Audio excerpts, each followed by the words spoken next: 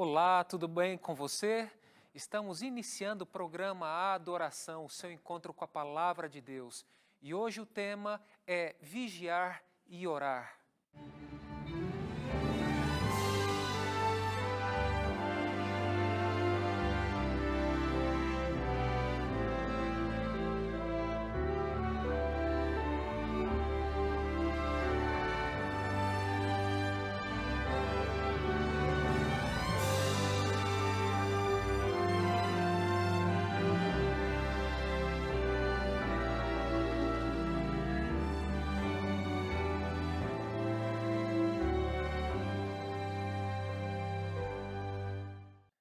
É muito bom ter a sua companhia aqui no programa Adoração. E você sabe que aqui na Novo Tempo nós nos importamos muito com você, para que você se desenvolva espiritualmente e adquira o conhecimento da Palavra de Deus.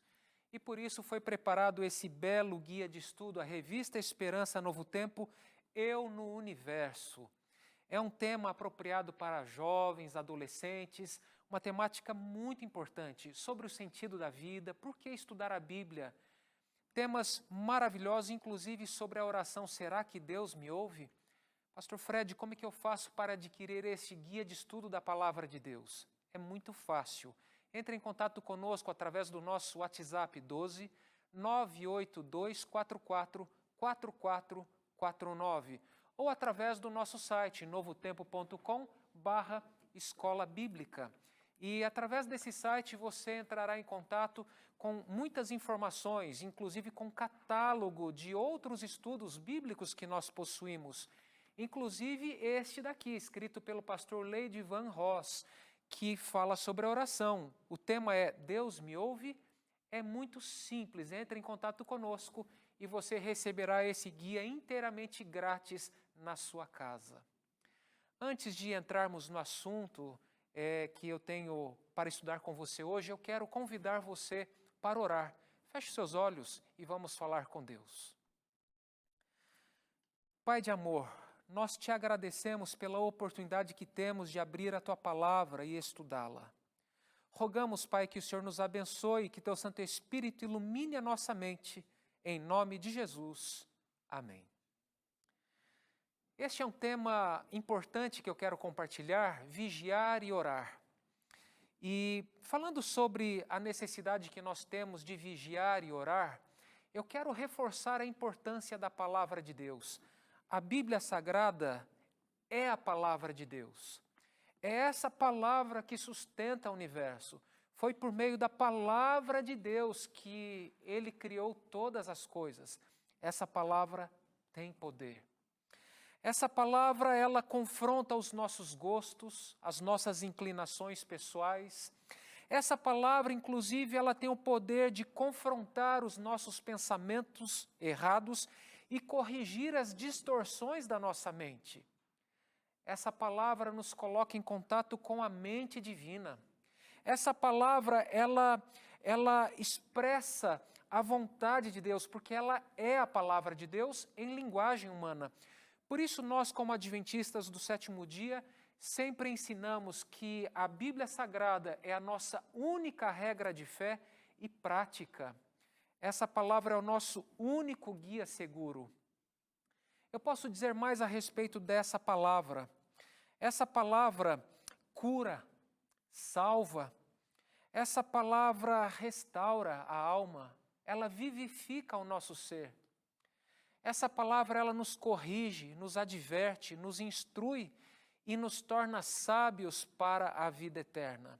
Portanto, eu quero recomendar para você o estudo dessa palavra, que você abra a Bíblia Sagrada todos os dias, não para deixá-la aberta, mas para você ler, estudar, interiorizar estas palavras. Como disse Davi, guardei as tuas palavras no meu coração para não pecar contra ti. Portanto, a palavra, ela é importante. É a vontade de Deus expressa para cada um de nós. O texto de 1 Coríntios, capítulo 10, verso 11, fala sobre a importância da história de Israel ter sido registrada. O texto diz assim: Estas coisas aconteceram com eles para servir de exemplo e foram escritas como advertência a nós, para quem o fim dos tempos tem chegado. Então, quando abrimos a Bíblia e estudamos a história do povo de Deus antigamente, nós temos lições muito preciosas para serem extraídas e aplicadas no nosso dia a dia. E é o que nós vamos fazer agora. Nós vamos estudar um pouquinho a história de um rei. E por isso é importante estudar toda a Escritura. Isso inclui a história dos reis e dos profetas. E a história que nós vamos estudar hoje é a história do rei Davi. É um triste capítulo, um capítulo muito triste da história de Davi. Folhei alguns livros, pelo menos 3 biografias de Davi, alguns comentários. E é interessante o título que os autores deram para esta seção da história, para essa parte, para esse capítulo triste da vida de Davi. Por exemplo, o primeiro livro que eu li, este capítulo tem o título Do Céu ao Inferno. O outro livro, O Caso da Janela. E o outro livro, Patriarcas e Profetas, O Pecado e Arrependimento de Davi. O texto está no segundo livro de Samuel, capítulo 11, a partir do versículo 1. Mas antes de lermos este texto, eu quero dar um pouquinho o contexto aqui para vocês. Davi, além de guerreiro, ele era um habilidoso monarca e possuía habilidades de liderança, governança, muito aprimoradas, podemos assim dizer. Além disso, Davi já havia obtido muitas vitórias importantes, era um tempo de consolidação do seu reino. As fronteiras do seu domínio haviam se expandido, tinha planos e recursos para construir o templo dedicado ao Senhor. Dinheiro não era um problema para o reino de Davi, tinha bastante dinheiro em caixa. Além disso, era aparentemente um período muito mais tranquilo de consolidação do que um período de guerra e expansão. Era um período mais tranquilo, mais de paz, mais de bonanças, vamos assim dizer. Tinha bastante dinheiro, como já mencionei, e agora vivia um tempo de bonança e tranquilidade. Aqui vem uma advertência. Tempo de bonança, tempo de tranquilidade também é tempo para vigiar e orar. O texto está então aqui no segundo livro de Samuel, capítulo 11, versículo 1 a 4, inicialmente. O texto diz assim: Decorrido 1 ano, no tempo em que os reis costumam sair para a guerra, Davi enviou Joabe, seus oficiais e todo Israel. Eles destruíram os filhos de Amon e sitiaram a cidade de Rabá, mas Davi ficou em Jerusalém. Verso 2. Uma tarde, Davi se levantou do seu leito e andava passeando no terraço do palácio real. Dali viu uma mulher que estava tomando banho. Ela era muito bonita. Davi mandou perguntar quem era. Disseram-lhe, é Batseba, filha de Eliã e mulher de Urias, o heteu. Este é um relato bem conciso dessa parte da história de Davi. É um relato conciso, mas um relato muito triste. Como já mencionei inicialmente, tempo de tranquilidade também é tempo de vigiar. Quero fazer um comentário sobre o verso 1. Nós devemos ter cuidado com a negligência e a ociosidade. A Bíblia diz que era tempo dos reis saírem para a guerra. Não foi uma escolha errada de Davi, podemos assim dizer, ter ficado em Jerusalém, até porque era um tempo para a consolidação do seu reino e ele certamente tinha atividades importantes para realizar em Jerusalém. O problema é que em um momento de ociosidade, de tranquilidade, é um momento em que geralmente nós baixamos as guardas. E foi isso que aconteceu. Davi agiu com imprudência, ele agiu com descuido e se expôs a uma situação de vulnerabilidade. Às vezes nós pensamos que um pecado acontece de forma súbita e inesperada, mas o fato é que o inimigo trabalha de uma forma constante, de forma sutil, e foi isso o que aconteceu com Davi. No verso 2, nós temos ali a informação de que Davi saiu de seu quarto e foi passear no terraço. E ali ele passeou, certamente era um terraço amplo, e dali de cima, no segundo piso, certamente, de sua casa, ele pôde contemplar a sua vizinhança. E ao lançar os seus olhos adiante, certamente se deparou com uma cena que atraiu a sua atenção. Ele viu ali aquela mulher tomando banho, e a Bíblia diz que aquela mulher era muito bonita, ela era muito formosa. Aqui temos alguns detalhes. Davi olhou para o que não devia olhar e cobiçou o que não era seu. O pecado da cobiça, ele é muito sorrateiro, porque a cobiça é algo muito subjetivo. Ninguém vê a cobiça, nem mesmo a pessoa vê os resultados iniciais da sua cobiça, porque ela acontece no plano da mente, dos pensamentos, e foi isso que aconteceu com Davi. Davi então agiu de forma descuidada e permitiu que aquela imagem ocupasse seus pensamentos. Aquela imagem, aquela cena da mulher se banhando nua, uma mulher bonita, aquilo de alguma maneira controlou os pensamentos de Davi. Uma lição prática para todos nós: não devemos abrigar pensamentos errados, porque os pensamentos errados, eles vão nos levar para direções equivocadas, direções erradas, cujo caminho aparentemente parece ser bom, mas como diz a Bíblia, é um caminho de morte. E vejamos aqui alguns detalhes a respeito dos pensamentos. Há muitos perigos que nos ameaçam por causa dos maus pensamentos. Veja o que diz a Bíblia, por exemplo, aqui no livro de Jeremias, capítulo 4, verso 14, a respeito dos maus pensamentos do povo de Israel. Aqui Deus traz uma advertência, traz uma palavra mais dura para o povo de Israel, porque este tinha maus pensamentos.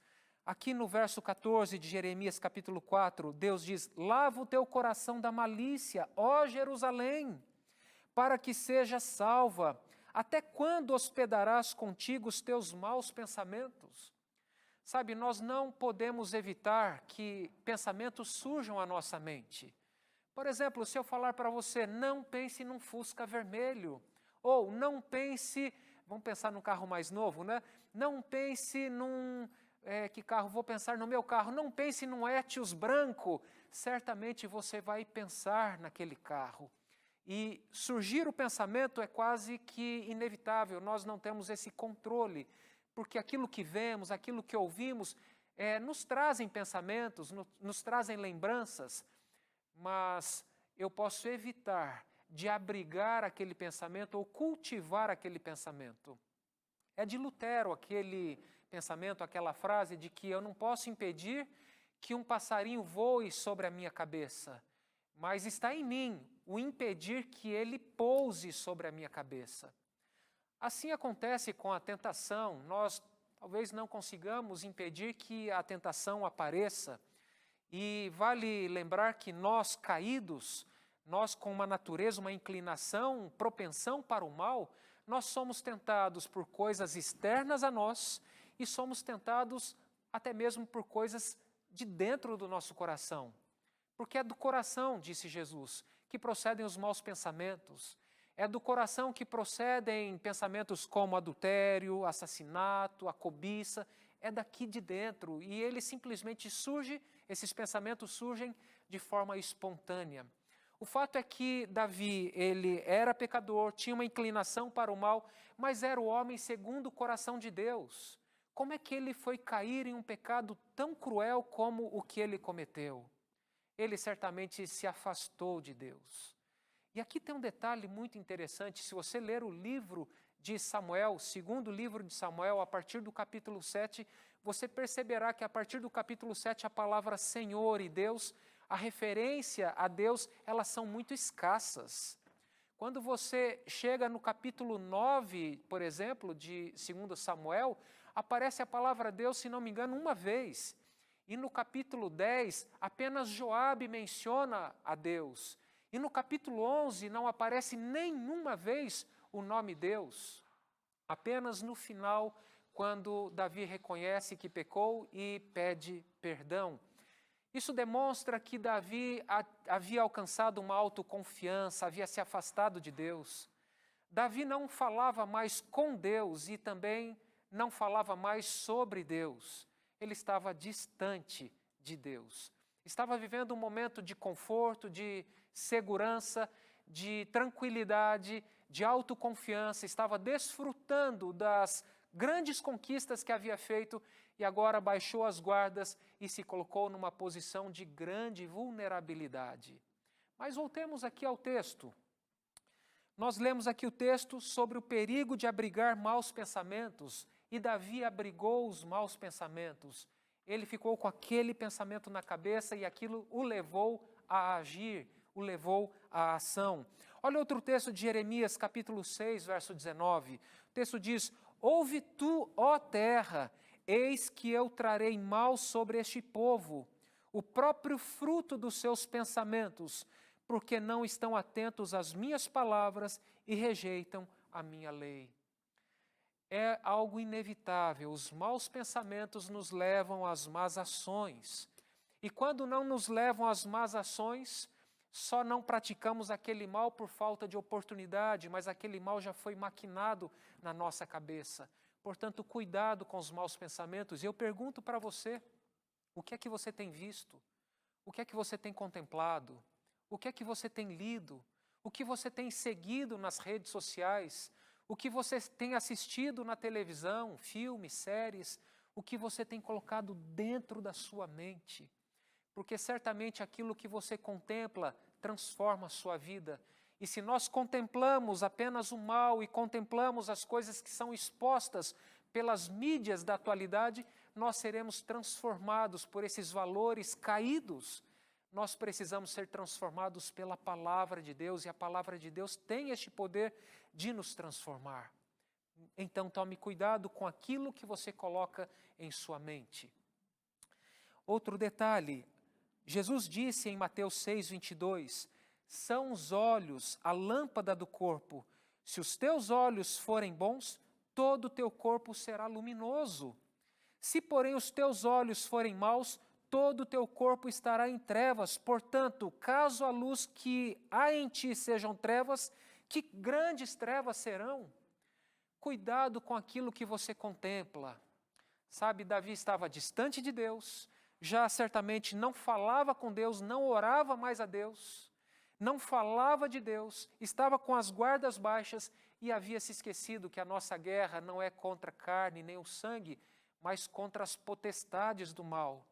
Essa é a nossa guerra também. E como é que nós podemos vencer essa guerra? Nós precisamos de comunhão com Deus. Estamos num período muito importante, do período eclesiástico da Igreja Adventista, é o período dos 10 dias de oração. Não que a nossa vida cristã, vida de oração, se resume apenas a estes 10 dias, mas esses 10 dias é um período de grande ênfase para nos ajudar a lembrar da nossa total dependência de Deus. E Davi havia se esquecido de ter essa dependência, havia se afastado de Deus. E agora estava com maus pensamentos, e as suas ações o levaram a agir de acordo com os pensamentos que ele abrigou. Vamos continuar a leitura. O pecado de Davi foi um pecado gradual. Não pense que a obra do inimigo é feita de forma repentina. Essa obra consiste em minar secretamente as fortalezas e princípios, as fortalezas do ser, as fortalezas dos princípios. São pequenas concessões, são pequeninas concessões com coisas muito pequenininhas, como a negligência em ser fiel a Deus, com a tentativa de confiar apenas em nós mesmos, e também permitir que a inclinação nossa tome controle da nossa vida, seguindo os costumes e padrões deste mundo caído. Então, nós devemos cuidar com essas pequenas concessões.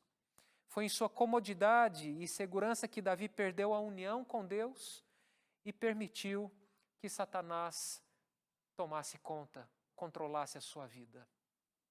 Somente se tornou hospedeira do mal, permitiu que somente fosse dominada pelo mal. Quando nós fazemos essas concessões, nós estamos abrindo espaço para o inimigo agir na nossa vida. Perguntas que eu quero fazer para você.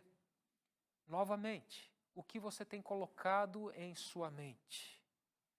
O que você tem acariciado? Que tipo de pensamentos você tem acariciado? Davi permitiu ser guiado por seus instintos e desejos. Depois de pensar, desejar, Davi então agiu. Quero comentar aqui o verso 3, porque no verso 3 nós lemos: Davi mandou perguntar quem era aquela mulher. E a resposta nos traz 3 informações importantes. O nome daquela mulher, Batseba. A sua família, filha de Eliã e mulher de Urias, o Heteu.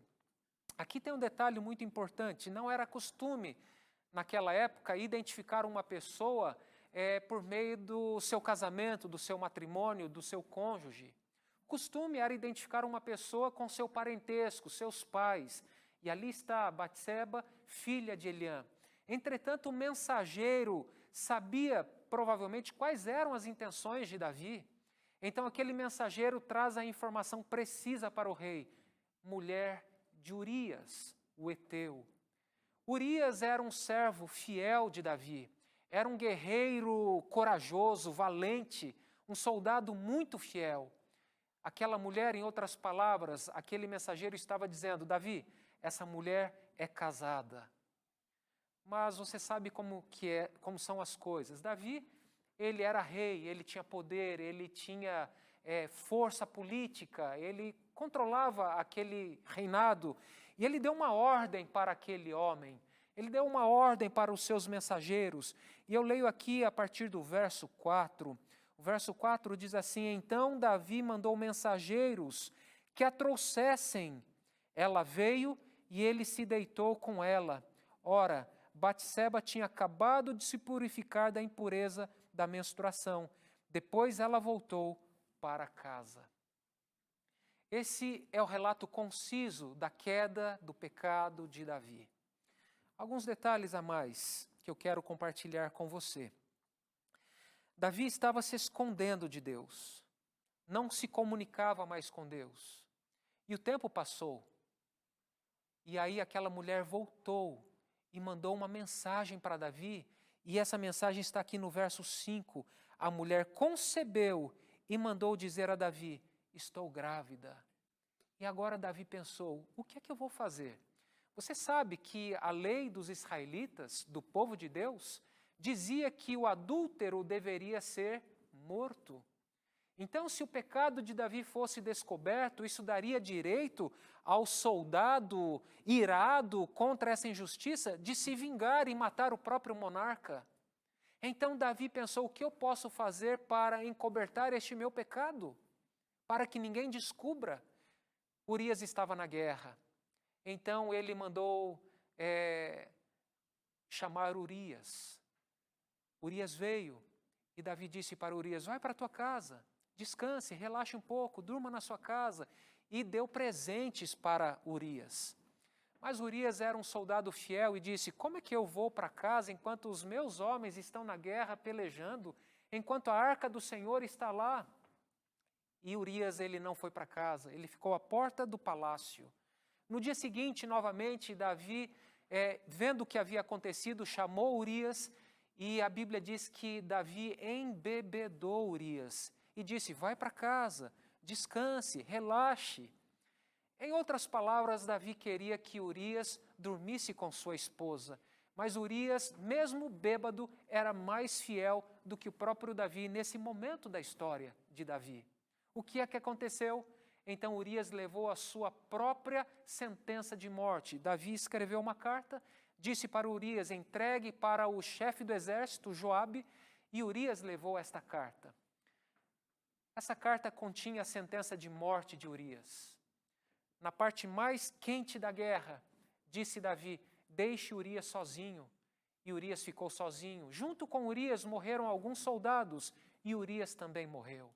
Em outras palavras, Davi, ele não apenas adulterou, mas ele acumulou ao adultério o pecado também do assassinato. A Bíblia nos diz que Davi ficou por um bom tempo sem confessar o seu pecado. E a Bíblia nos diz então que o seu pecado o consumiu, fez secar os seus ossos. Foi aproximadamente 1 ano depois que Natã chegou para conversar com Davi. Antes, porém, Davi se casou. Depois da morte de Urias, Davi se casou com Batseba. Batseba gerou um filho de Davi. Aquele filho morreu porque era fruto do pecado e Deus trouxe uma sentença muito dura para Davi. Mas era justa aquela sentença. Agora tem algum detalhe aqui muito importante. Depois daquele período, 1 ano praticamente, Natã conta uma história para Davi. Davi, tem um homem muito rico no seu reino. Esse homem recebe um convidado de um país distante. Ao invés desse homem muito rico pegar uma de suas cordeirinhas e fazer uma carne para esse visitante, esse homem muito rico olha para a casa do vizinho e rouba a única cordeirinha daquele vizinho, que era um vizinho pobre. E Davi ficou irado e disse: este homem deve morrer e deve pagar 4 vezes aquilo que ele roubou. Então Natã disse para Davi: Davi, este homem é você. O fato é que Davi, de fato, ele pagou caro, um preço muito caro. Seu primeiro filho com Batseba faleceu. Depois, o próprio Natã disse para Davi: olha, Davi, porque você adulterou, suas mulheres, suas esposas serão tomadas à luz do dia. A espada, porque você assassinou, a espada não fugirá da tua casa. Então, o primeiro filho de Davi morreu. Depois, nós temos o relato da morte de outro filho, Amnon, porque Amnon havia estuprado Tamar, outra filha de Davi. Depois temos a história de Absalão, que se insurgiu contra o pai e depois também morreu de uma forma trágica. E por fim, Adonias, outro filho de Davi que morreu. A história de Davi, da família de Davi, foi muito trágica. Agora é interessante que quando Natã repreendeu Davi, Davi reconheceu que havia pecado e disse: Senhor, pequei contra ti. E a Bíblia diz que o pecado de Davi, ele foi perdoado. E nós temos aqui o Salmo 51, onde Davi, ele ora a Deus e ele torna pública a sua confissão, e eu vou ler apenas o verso 1, 2 e 3. Compadece-te de mim, ó Deus, segundo a tua benignidade e segundo a multidão das tuas misericórdias. Apaga as minhas transgressões, lava-me completamente da minha iniquidade e purifica-me do meu pecado, pois eu conheço as minhas transgressões e o meu pecado está sempre diante de mim. Pequei contra ti somente, e fiz o que é mal aos teus olhos. A história de Davi nos ensina preciosas lições. Lições de que nós não devemos abrigar maus pensamentos, de que não devemos nos apartar do Senhor e que devemos vigiar e orar todos os dias da nossa vida. Mas também nos ensina a lição da graça de Deus, da justiça de Deus, do perdão de Deus. Davi não foi homem segundo o coração de Deus quando se afastou do Senhor, mas ele se tornou homem segundo o coração de Deus após confessar o seu pecado, após confessar, se arrepender e abandonar os seus maus caminhos. Existe perdão para você, existe esperança para você. E eu quero neste momento convidar você para orar. Oremos. Pai de amor, obrigado porque a tua palavra ela é viva e eficaz. E através da história de Davi, nós compreendemos que existe perdão para nós também. Pedimos, Pai, que o Senhor perdoe a nossa autoconfiança, a nossa independência e o nosso distanciamento de Ti. Queremos nos voltar para Ti com arrependimento e confissão. Aceita o nosso coração. Em nome de Jesus nós oramos. Amém.